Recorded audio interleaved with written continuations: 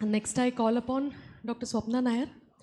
She'll be talking on refractive surprises after cataract surgery, understanding the corrective strategies. Get your breath, Manashri. Sorry, I She had to has been get two running between places. halls. Yeah. So thank you very much for having me for this talk. So now that you have done the perfect refractive surgery and you're all happy about it, we are going to talk about a circumstance when the patient comes back to you and he's extremely unhappy. So I think these are some of the things that we have already touched. The surgeon-induced astigmatism, the measurement of both the anterior and posterior corneal astigmatism, the effective lens position, and the various formulae required for multiple things. Now, this is the first point where you're going to go wrong. So all these things that elevate your cataract surgeries, the multiple data that you're able to incorporate into a Barrett-Toric calculator can be your downfall as well if the data is not acquired properly. So even a 0.1 millimeter change in the axial length can produce a 0.27 dioptric change in the intraocular lens power calculation. 1 millimeter ACD change can produce a 1.44 diopter change in your intraocular lens power calculation. We already know the effects of dry eyes and K values. So now if you have a tool, we already talked about Sia, I think she has explained it very well. So if we have too large a capsulorhexis, we know the lens can tilt. If it's too small, it can contract and cause posterior bowing of the lens. And this posterior bowing can induce some amount of hypermetropia, which is very, very dissatisfactory to the patient. Myopia, they will tolerate, but never hypermetropia. So this is roughly the amount of tilt produced by various decentrations of the capsulorhexis, as was done by this study, and it is important to avoid that. Now, in case you land up with a refractive error, in spite of doing all these properly, how do you go about it? So very small errors which are caused by malrotation of the IOL, or provided you haven't put a toric IOL in place, like Dr. Minu had recently mentioned how to align them properly. It was off axis, your axis marking was wrong, or maybe afterwards you find that it has rotated a bit, then you can of course go to this website and get the exact amount of rotation that needs to be done to bring about the IOL into position. Now, in case you have something which is not rotation but a residual error, either spherical or cylindrical, one of the earliest or the most non-intraocular treatment that can be done is laser vision correction. So I always prefer a surface ablation because I'm not going into the cornea, I'm not applanating the cornea, putting pressure on it or cutting a flap on an already operated eye. So this I'd be doing at around 1 month of a stable refractive error. This is very good for small refractive corrections like small amounts of myopia because the patient ends up very satisfied after that. And the error should be stable. Your topography should be normal. That's very important because a lot of cataract surgeons who are not into refractive surgery don't mind the topo. But please do a proper topography so that you don't land up with ectasia or higher order aberrations or maybe a lot of dry eye that may not be suitable in an older population because most of our LASIK candidates, most of our refractive surgery candidates are young people and dry eye is, marginal in them, but not for an older population. And avoid very thin corneas just like you would avoid them in any form of laser. So this is how surface ablation works. So this is the patient lying down after draping and the laser keeps on firing. You're not touching the eye other than to place the mandatory mitomycin for a short amount of time. So this is one procedure I definitely prefer for any patient who has undergone an intraocular surgery.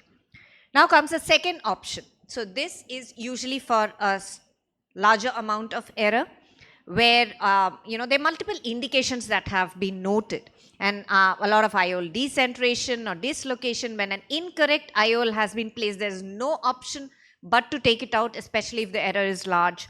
And this also has been done in a lot of people who are intolerant to multifocal intraocular lenses. So, or maybe they expected too much beforehand and then they have, landed up with some kind of an error. So, and it's always done close to the primary implantation before all the, sine K or all the capsular adhesions have taken place. And it's very important to identify the exact cause which has resulted in that residual, because if you don't identify it, you may go wrong again with the secondary implant that you're using. And always watch out for late surgical complications. You cannot do it in an eye which already has a zonulodialysis or a tear, and always look out that even when you're implanting, you can induce all these complications.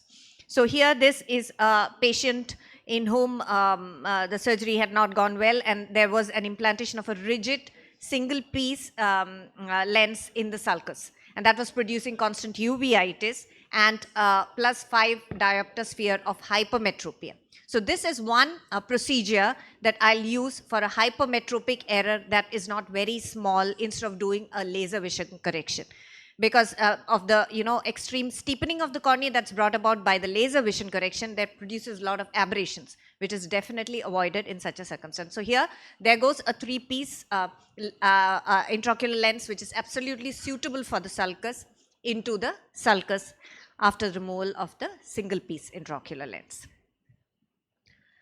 Now, now comes another important thing that is not usually discussed in our fora, that is a piggyback IOL. It has been underestimated a lot, is what I feel.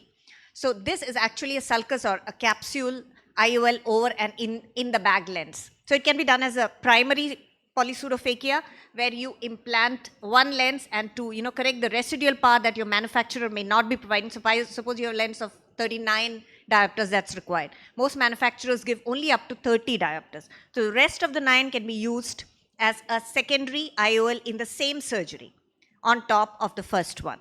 That is primary polypseudophakia. But here we are talking about some variable eyes like keratoconus, where the powers may keep on changing. Pediatric eyes, again, which may develop myopia. Eyes with silicone oil, which will need another kind of lens in front, and in presbyopia, if you want to correct the presbyopia later on with another lens. So the same indications as the IOL exchange. It's technically easier because you're putting another lens nowadays only in the sulcus. Nowadays, we don't put a piggyback IOL in the capsular bag due to many reasons. The IOL power calculation is much easy. You can use either a Barrett treatment calculator or a shortcut like I've mentioned over here. In case your ametropia is myopic, then this is the calculation that you add to the implanted IOL, and if it's hypermetropic, the second is the calculation that you add to the IOL. So these are different types in use. Even the piggyback lenses like the Sulcoflex can provide you trifocals and a lot of options. Torics, that is the add-on lens on the other side with the 4 haptics. Then you have the Crystal lens Reverso, which is again a multifocal lens. And then you have the extra focus is from Mocha. It's basically a one with an iris diaphragm, and it works by the effect of pinhole. That does reduce irregular astigmatism along with correction of the ametropia. Now, when do you not do it? When the zonules are loose, because you don't want to put another haptic into that sulcus, where the zonules are. When they're posterior synechia, that's a relative contraindication. Broad ones, absolutely no. And when the endothelial cell count is very low, very important that you do a specular before you implant a secondary IOL. Now, this is an add-on sulcus IOL that's being implanted. So you can see that there's already an IOL in the capsule. Most important thing is that you cover the place with viscoelastic, not only in the anterior chamber, but underneath the iris, where you need to put small aliquots of viscoelastic in these places where the haptic is going to stick in. So here, an add-on sulcus IOL is being implanted. It has 4 haptics, and this goes in just like a phakic IOL with the plate haptics. So you put the intraocular lens, you use the same incision that was made for the initial cataract surgery. And this can be done later on also, not immediately, but suppose you want to wait for a while before you do secondary procedure. That's also done because you're not disturbing anything, taking anything out, just putting another lens in the sulcus. So it is gently placed in the sulcus and aligned with the primary IOL. Now here is another one where a 3-piece lens is being implanted into the sulcus. So you have already one sitting there, and there goes the 3-piece lens for the added refractive error in the sulcus. Again, both haptics are dialed in and the viscoelastic washed out. Now here is a multifocal intraocular lens that is being augmented by a low power IOL because of an error in the target refraction. Now, what is important, what you see over here is the clearing up of the viscoelastic from, under the lens and over the lens and in between the two lenses. So these are the ideal characteristics that a lens, piggyback lens should have. And these are the side effects that can be produced, especially because this lens is going into the sulcus. It may irritate the iris, it may irritate the zonules. Uveitis, glaucoma, hyphema syndrome is a small possibility, not much with the modern lenses. Now, this is something I just wanted to highlight. It's called interlenticular opacification, where there is proliferation of Elschnig pearls in the interface between the two lenses. This is where it becomes important that you don't put the second lens into the capsular bag, but in the sulcus, because you need to keep the two optics away. And in case that does not happen, that's when you get proliferation, can be divided into multiple stages, and there could be total opacification adherence between the two lenses, which is very, very hard to treat. It's not common, but once a lens comes in the sulcus instead of the capsular bag, you can see how a large capsulorhexis aids in this. So a large capsulorhexis would, fall back on the haptic of the lens and prevent proliferation from the fornices of the capsule from passing into the interlenticular zone. So another method that has been suggested is that one of the lenses have a slightly concave surface, so that it doesn't get adherent to the other lens. So to recap, any kind of post-cataract refractive error can be corrected by multiple methods. Now, whatever you're going in for, always remember it's the patient's choice. You can always ask the patient to wear a pair of glasses if you feel that they are not the right candidate or will not be satisfied by all the, big things that you're going to do to correct this small refractive error. Thank you very much. Thank you, Dr. Swapna. That was interesting.